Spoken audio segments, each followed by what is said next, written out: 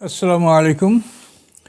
সম্মানিত সুধী, কোরআনের দুটো আয়াত সম্পর্কে আমরা আলোচনা করব। আউযু বিল্লাহি মিনাশ শাইতানির রাজিম। বিসমিল্লাহির রহমানির রহিম।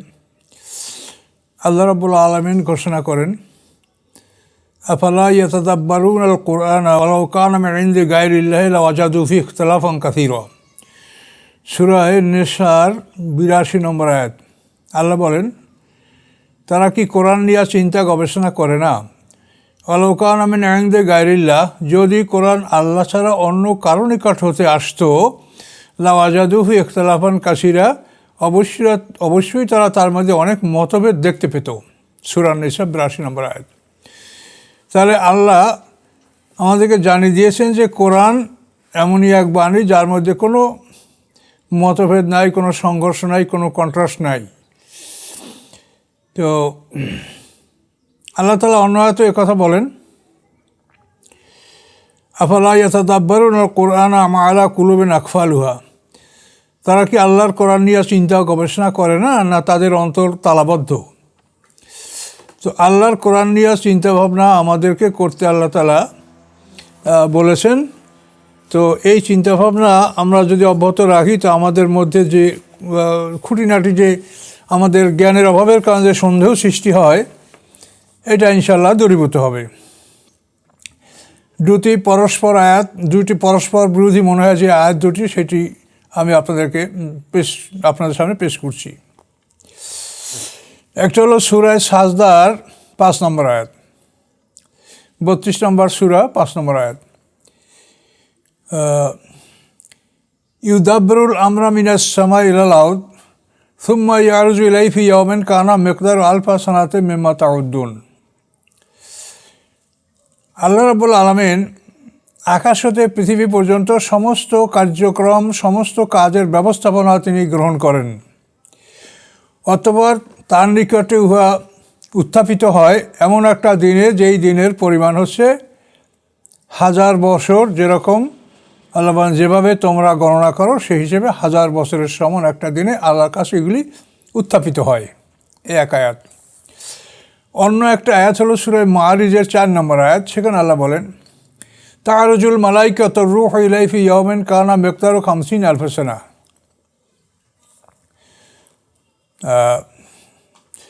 আরোহণ করেন ফেরেশতাগণ এবং রূহ জিবরিল আমিন আল্লাহর নিকটে এমন একটা দিনে, যেই দিনের পরিমাণ হলো 50,000 বছরের সমান। তো এখানে ইলাইহি আয়াতের তর্জমায় তাফসীরকাররা বলেছেন, ইলা মাহাবাতে আমরিহি, অর্থাৎ আল্লাহর আদেশের ক্ষেত্রে ফেরেশতারা, আল্লাহর আদেশ স্থলে ফেরেশতারা আরোহণ করেন, অবতরণ করেন। আল্লাহ যেখানে আদেশ করেন সেই আদেশ স্থলে ফেরেশতারা অবতরণ করেন এমন একটা দিনে, যেই দিনটা হলো 50,000 বছরের সমান। এখন এই দুটো আয়াত মনে হয় যেন একটু পরস্পর বিরোধী। যে সাজদার আয়াতে আল্লাহ বললেন যে আল্লাহর কাছে সমস্ত কার্যক্রম উত্থাপিত হয় এমন একটা দিনে, যেই দিনটা হলো 1000 বছরের সমান। আর এখানে বলা হলো ফেরেশতা এবং জিবরিল আমিন আল্লাহর আদেশের স্থলে তারা অবতরণ করেন এমন একটা দিনে, যার পরিমাণ হলো 50,000 বছর সমান। এটা একটু আমাদের কাছে কেমন লাগতেছে, সাংঘর্ষিক কিনা? তো আসলে এই দুইটা বিষয় সাংঘর্ষিক না। তার কারণ আমাদের যে সন্দেহটা সৃষ্টি হয়, যেহেতু আমাদের পূর্ববর্তী যারা তাফসীরকারক তারা এই আয়াত দুটির ব্যাপারে যেভাবে ব্যাখ্যা করেছেন, তাতে একটু সন্দেহ মনের মধ্যে সৃষ্টি হয়, কিন্তু তারা সেই সন্দেহের আবার জবাবও দিয়েছেন। তো আমি সেগুলির দিকে না গিয়া সরাসরি আমি এখানে এই যে আল্লাহ বলছেন আফালা ইয়াতাদাব্বারুনাল কোরআন, যে তারা কি কোরআন নিয়ে গবেষণা করে না, এটা আপনারা গবেষণা করলে এটা বুঝতে পারবেন যে দুইটা আয়াত আলাদা এবং এই দুইটা আয়াত পৃথক বিষয়ের উপরে এটা অবতীর্ণ হয়েছে। প্রথম আয়াতটা দেখেন সূরা সাজদার, সেখানে আল্লাহ বলছেন, ইউদাব্বিরুল আমরা মিনাস সামাই ইলাল আরদ। আকাশ হতে পৃথিবী পর্যন্ত সমস্ত কাজের ব্যবস্থাপনা আল্লাহ গ্রহণ করেন। আকাশে সঠিকভাবে চন্দ্র সূর্য উদয় হয়েছে কিনা, চন্দ্র সূর্য প্রতিদিন স্থান পরিবর্তন করে উদয় অস্ত যাচ্ছে কিনা, গ্রহ নক্ষত্রগুলি সঠিকভাবে মানে যথাস্থানে উদয় অস্ত যাচ্ছে কিনা, ফেরেশতারা সঠিকভাবে দায়িত্ব পালন করছে কিনা, এভাবে আকাশে যা কিছু আছে আকাশের বিষয় এবং এর সাথে সাথে পৃথিবীর বিষয়, পৃথিবীতে নদী সমুদ্রে জোয়ার ভাটা প্রবাহিত হচ্ছে কিনা, বায়ু বাতাসের পরিবর্তনগুলি সঠিকভাবে হচ্ছে কিনা, সমস্ত মাখলুকাতের রিজেকের ব্যবস্থাপনা এগুলি তাদের কাছে পৌঁছছে কিনা, এবং মানুষদেরকে যে আদেশ নিষেধ দেওয়া হয়েছে, আদেশ নিষেধ করা হয়েছে, মানুষরা সেগুলো সঠিকভাবে পালন করছে কিনা, তারা খেলাফতের দায়িত্ব পালন করছে কিনা, এগুলি সব আল্লাহ তাআলা দেখভাল করেন। তো এই যে আল্লাহ তাআলার আদেশ, যে আদেশটা আকাশ পৃথিবী ব্যাপী, এই আদেশের ফলাফলটা তার কাছে উপস্থাপন করা হয় 1000 বছরের সমান একটা দিনে। এটা বিচারের মাঠ না, এটা শুধু আল্লাহ তাআলা তার যে আদেশ নিয়েছে, অর্থাৎ তিনি যে বান্দার আমল সংগ্রহ করেন, যেটা কোরআনে বিভিন্ন আয়াতে বলা আছে যে ইন্না কুন্না নাস্তানসুকু মা কুনতুম তা'মালুন, যে তোমরা যেটা আমল করতেছিলে এটা কপি করে নিচ্ছিলাম, লিপিবদ্ধ করে আমি রেকর্ড রাখছিলাম। এই আল্লাহ তাআলা যে আমাদের আমল এবং পৃথিবীর ব্যবস্থাপনাটা সঠিকভাবে হচ্ছে কিনা, এইটা আল্লাহর কাছে উপস্থাপিত হয় 1000 বছর সমান একটা দিনে। এটা বিচারের দিন না, এটা বিচার না। আর দ্বিতীয় আয়াত যেটা, এটা হয়েছে বিচারের ব্যাপার, যে ফেরেশতা এবং জিবরিল আমিন এবং এই আয়াতের অনুরূপ অনেক আয়াত, সাদৃশ্য অনেক আয়াত কোরআনে আছে, যেখানে আল্লাহ বলেছেন যে সেদিন আশরাকাতিল আরদু বিনূরি রাব্বিহা ওয়া উযিয়াল কিতাব ওয়া জিয়া বিন নবিয়িনা ওয়াশ শুহাদা। আল্লাহ নূরের আলোকে হাশরের ময়দান আলোকিত হবে, আমলনামা স্থাপন করা হবে, নবীদেরকে সাক্ষীদেরকে উপস্থিত করা হবে। তো এটা হলো এই ফেরেশতারা যেদিন আল্লাহর আদেশে অবতরণ করবে, তো সেই দিনের সাথে ওগুলি সম্পর্ক, প্রশ্ন উত্তর বহু কিছু, মানে 50,000 বছরের সমান একটা দিন। তাহলে এই যে মারেজের বিষয়টা, এটা হলো বিচারের দিন সম্পর্কে, এটা বিচারের দিন। আর সাজদা যেটা বলা হয়েছে, এটা হলো আমল সংরক্ষণের বিষয়। কিন্তু এখানে 1000 বছরের সময় একটা দিন বলা হয়েছে, এখানে একটু সন্দেহ সৃষ্টি হয়। তার কারণ হলো আল্লাহর কাছে 24 ঘন্টার কোনো দিন নাই। মানে আমাদের এই পৃথিবীর এরিয়া অতিক্রম করলে তারপর 24 ঘন্টার আর কোনো দিন নাই, তখন প্রত্যেকটা দিনও 1000 বছরের সমান। যেমন ওয়াইন্না ইয়াওমান ইনদা রাব্বিকা কাআলফি সানাতিন মিম্মা তাউদ্দুন, সূরা হজের 47 নম্বর আয়াত। নিশ্চয়ই একদিন তোমার রবের নিকট 1000 বছরের সমান, যেভাবে তোমরা গণনা করে থাকো। তাহলে আল্লাহর কাছে এই 24 ঘন্টার দিন নাই। আল্লাহ 24 ঘন্টার দিনটা হলো আমাদের এই পৃথিবী। এই পৃথিবীতে 24 ঘন্টার দিন আমরা উপভোগ করছি, দেখছি। কিন্তু এই পৃথিবীর সীমানা পার হলেই, যখন আল্লাহর এই পৃথিবী ছেড়ে যখন আল্লাহর অন্য জগতে ফেরেশতারা পার হয়, তখনই সেখানে 1000 বছরের সমান একটা দিন। বিষয়টা হলো এখানে যে এই 24 ঘন্টার দিন আল্লাহর দরবারে নাই, যেহেতু পরিষ্কার বলাই আছে যে নিশ্চয়ই আপনার রবের কাছে একটা দিন 1000 বছরের সমান, যেভাবে তোমরা গণনা করো।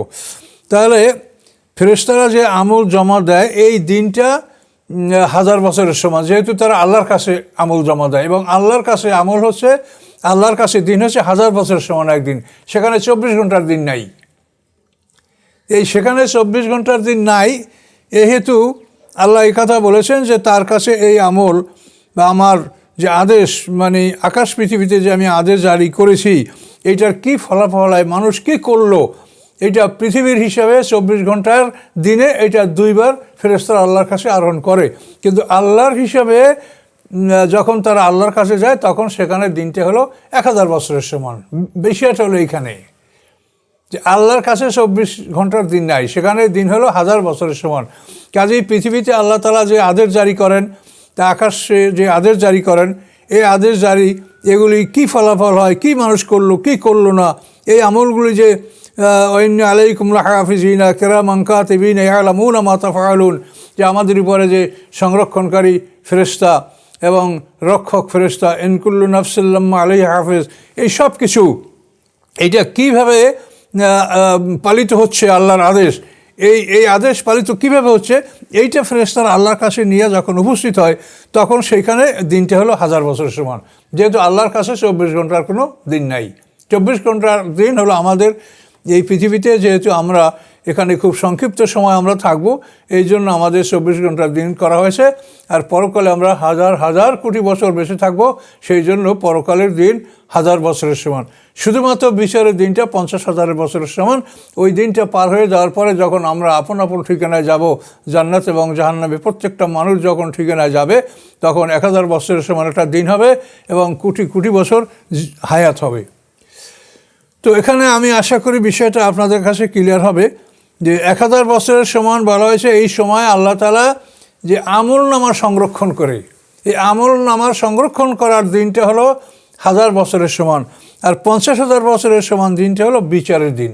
কাজে এই দিন দুইটা আয়াত সম্পূর্ণ আলাদা, কাজে এই দুইটা আয়াতের মধ্যে কোনো রকম সংঘর্ষ নাই।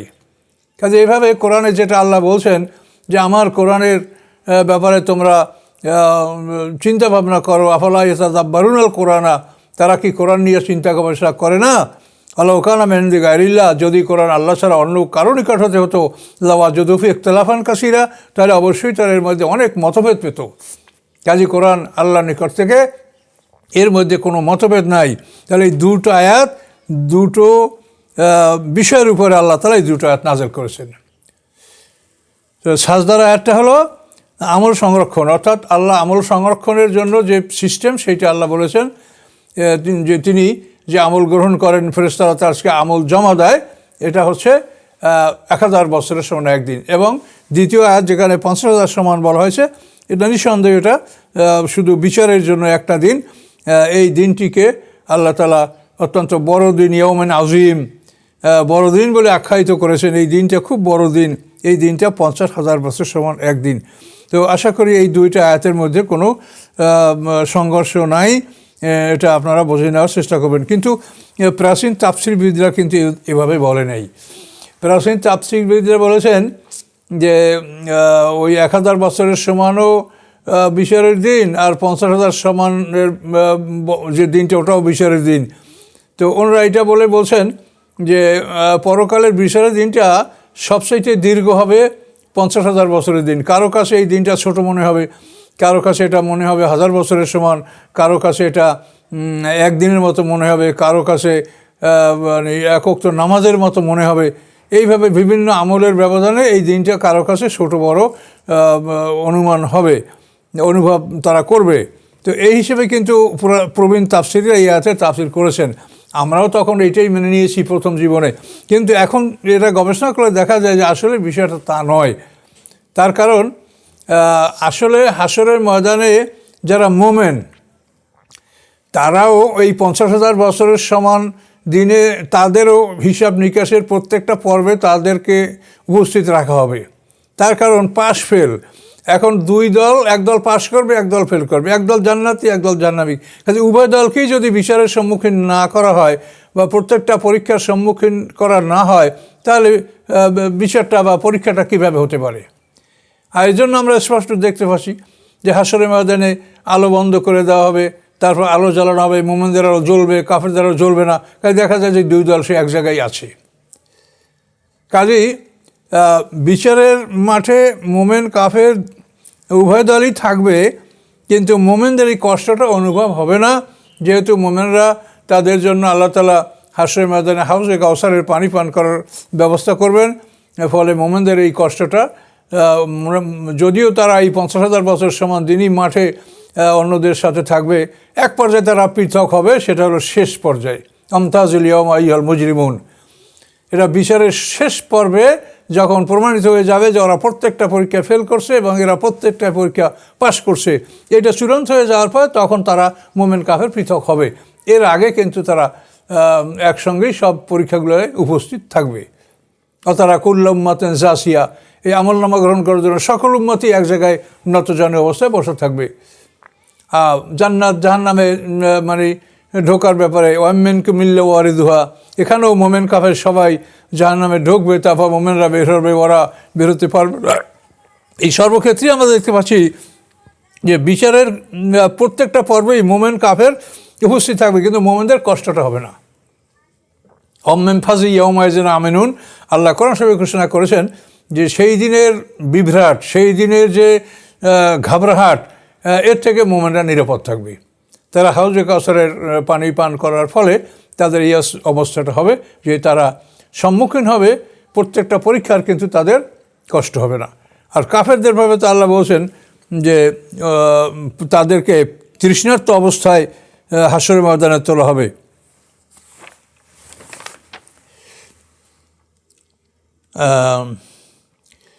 নাসুকুল মুজরিমিন ইলা জাহান্নামা বিরদা, অপরাধীদেরকে জাহান্নামের দিকে উপস্থিত করা হবে পিপাসু অবস্থায়, তৃষ্ণার্ত অবস্থায়। সূরা মরিয়ম ৮৬ নম্বর আয়াত। কাজে মোমেনদেরকে এরকম কষ্ট দেওয়া হবে না বা কষ্ট তারা পাবে না, কিন্তু উভয় দলই তারা উপস্থিত থাকবে। কাজে এই দুইটা আয়াত এক নয়, দুইটা আয়াতের দুইটা অর্থ। প্রথম আয়াত দ্বারা শুধু আমল সংরক্ষণ আল্লাহর কাছে যে করা হবে বা আল্লাহ করবেন, ফেরেশতারা নিয়ে যাবে, এটা 1000 বছরের সমান একটা দিন। আর দ্বিতীয় আয়াতে বলা হয়েছে 50,000 বছরের সমান একটা দিন, এটা হলো বিচারের দিন। কাজে এই দুইটা আয়াত এক ক্ষেত্রে একই উদ্দেশ্যে আল্লাহ নাজেল করেন। এই দুইটা আয়াত পৃথক পৃথক নাজেল হয়েছে। আমরা এই তর্জমা করলে আমাদের কোনো সমস্যা নাই, গ্রামার বা অন্য দিক থেকে কোনো জটিলতা নাই। যার কারণ এখানে ইউরাজু যে শব্দটা ব্যবহার করা হয়েছে, ইউদাব্বুরুল আমরা বা তারুজুল মালাইকা বা সুম্মা ইউরুজু, এই তারুজি আর দুটোই মোজারের শিখা। মোজারে হলো আরবি ভাষায়, মোজারের কথার অর্থটা হচ্ছে যে একটা শব্দ অতীত এবং না বর্তমান এবং ভবিষ্যৎ দুইটা কালকে বোঝায়। মোজারের দ্বারা অর্থ হলো যে দুটো কাল, অর্থাৎ বর্তমান এবং ভবিষ্যৎ, এই দুইটা কাল বোঝায় মোজারে ইয়া রুজু, এটা মোজারের শিগা, দুটো কাল।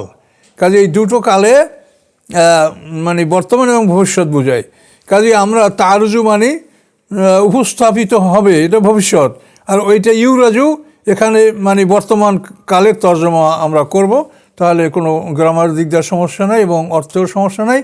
দেওয়ার অর্থ হবে যে আরোহণ করে, আর এই তারুজু এটা হবে আরোহণ করবে। আমরা ওইটা বর্তমান, এইটা ভবিষ্যৎ অর্থ আমরা করি, তাহলে ইনশাল্লাহ এই দুইটা আয়াতের আর কোনো রকম জটিলতা বা কোনো রকম সমস্যা বা কোনো রকম কন্ট্রাস্ট বা পরস্পর বিরোধী কোনো ভাব ইনশাল্লাহ প্রকাশ করে না এবং করবে না। কাজে এইটা আপনাদের দৃষ্টি আকর্ষণ করার জন্য আমি এই আয়াত দুইটা সম্পর্কে কথা বললাম। আসসালামু আলাইকুম।